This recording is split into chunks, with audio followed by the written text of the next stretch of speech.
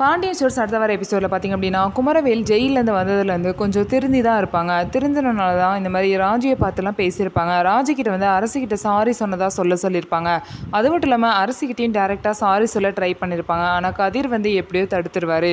இதனால் பார்த்திங்க அப்படின்னா வீட்டில் வந்து குமரவேல் வந்து ஒரு மாதிரியே இருக்கான்னு பயமாக இருக்குன்னு சொல்லிட்டு அவங்க அப்பா எல்லாமே பேசிகிட்டு இருப்பாங்க.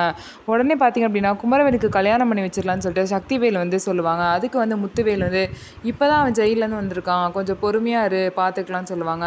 இன்னும் கேஸ் வந்து நடந்துட்டுருக்கு, முடிவு என்னன்னு தெரியாமல் நம்ம கல்யாணம்லாம் ஏற்பாடு பண்ணக்கூடாதுன்னு சொல்லிட்டு எல்லாரும் பொறுமையாக இருக்க சொல்லுவாங்க. உடனே அம்மாச்சி பார்த்திங்க அப்படின்னா இந்த மாதிரி அரசியவே வந்து குமரவேலுக்கு கல்யாணம் பண்ணி வச்சிடலாமான்னு கேட்பாங்க. அதெல்லாம் ஒன்றும் வேணான்னு சொல்லிட்டு கோவமாக பேசிட்டு சக்திவேல் அங்கேருந்து கிளம்பிடுவாங்க.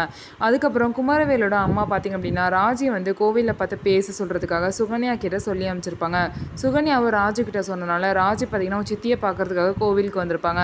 அங்கே வந்தோடனே அவங்க சித்தி ரொம்பவே வந்து அழுதுட்டு, குமரவேல் வந்து நீ தான் காப்பாற்ற முடியும், உங்கள் வீட்டில் சொல்லி எப்படியாவது இந்த கேஸை வந்து வாபஸ் வாங்கவேன்னு சொல்லுவாங்க. இதுக்கப்புறம் ராஜு என்ன முடிவெடுக்க போகிறாங்க, ஸோ எப்படி வந்து அவங்க அண்ணனை காப்பாற்ற போகிறாங்க அப்படிங்கிறத நம்ம பொறுத்திருந்து பார்க்கலாம். நம்ம வீடியோ உங்களுக்கு பிடிச்சிருந்தா நம்ம வீடியோவை லைக் பண்ணிக்கோங்க. மறக்காமல் நம்மளோட சேனலை சப்ஸ்கிரைப் அண்ட் ஹைப் பண்ணிவிட்டு பாருங்கள்.